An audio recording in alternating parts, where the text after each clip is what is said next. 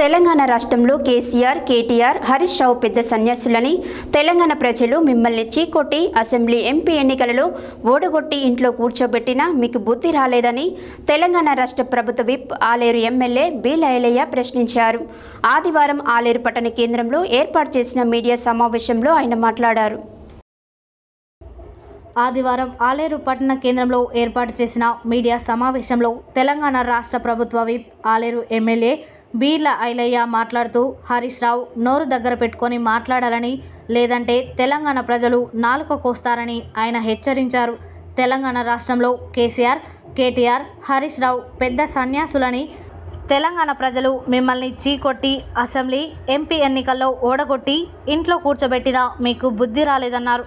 ముఖ్యమంత్రి రేవంత్ రెడ్డిపై మీ డ్రైనేజీ వాసన నోరుతో సన్యాసి అనే పదాలతో నోరు పారేసుకుంటే జాగ్రత్త అని హెచ్చరించారు. ముఖ్యమంత్రి రేవంత్ రెడ్డి రుణమాఫీ చేస్తే గుండెల్లో పండుకుంటా అన్న నువ్వు ఎక్కడ పడుకున్నావని ప్రశ్నించారు. గతంలో మీ మామ ₹1,00,000 రుణమాఫీ చేస్తా అని చెప్పి మాట తప్పిన మీ మామ గుండెల్లో నిద్రపో అన్నారు. తెలంగాణ రాష్ట్రంలో రుణమాఫీ విముక్తి చేసిన ఘనత రేవంత్ రెడ్డిదన్నారు. హరీష్ రావు సన్యాసి, నువ్వు సిద్దిపేటలో, మెదక్లో నిలబడు, ఈసారి చిత్తుగా ఓడగొడతారని అన్నారు. హరీష్ రావు తెలంగాణలో ఒక పెద్ద సన్యాసి.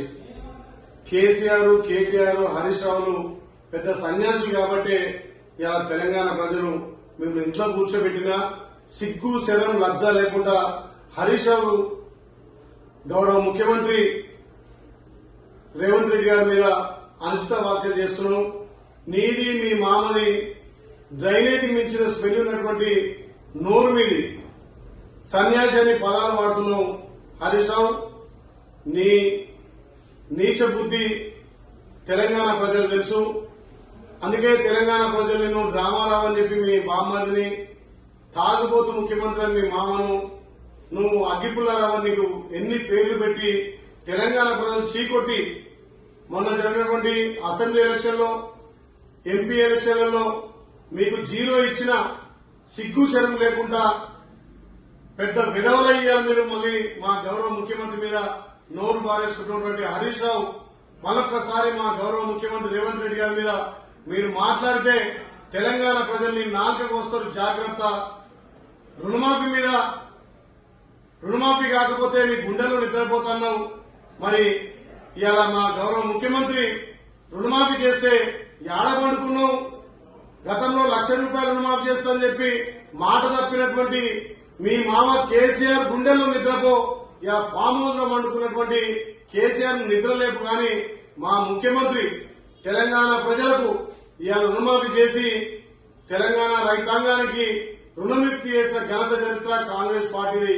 అలాంటి గౌరవ ముఖ్యమంత్రికి రైతుల నుంచి, ముఖ్యంగా మహిళల నుంచి, నిరుద్యోగం నుంచి వస్తున్నటువంటి ఆదరణ చూసి ఓర్వలేక నువ్వు ఒక పెద్ద సన్యాసి అయింది ఈ సన్యాసి మాటలు మాట్లాడుతున్నావు. తస్మాత్ జాగ్రత్త హరీష్ రావు, తప్పకుండా నిన్ను ఈసారి మెదక్లో చిత్తుగా ఓడగొడతారు. నువ్వు మాట మీద కట్టుబడిన మొగోను అయితే రాజీనామా చేసి నీ సిద్దిపేటలో నిలబడు, నీకు డిపాజిట్ రాదు. ఇలా రాజీనామా చేయాల్సి వస్తుందని ఒక సన్నాయి నొప్పులు నొక్కున్నావు. హరీష్ రావు మళ్ళొక్కసారి మా గౌరవ ముఖ్యమంత్రి రేవంత్ రెడ్డి గారిని మాట్లాడితే తెలంగాణ ప్రజల్ని నాలుకకు వస్తారు, జాగ్రత్త. మీది పెద్ద సన్యాసుల కుటుంబం.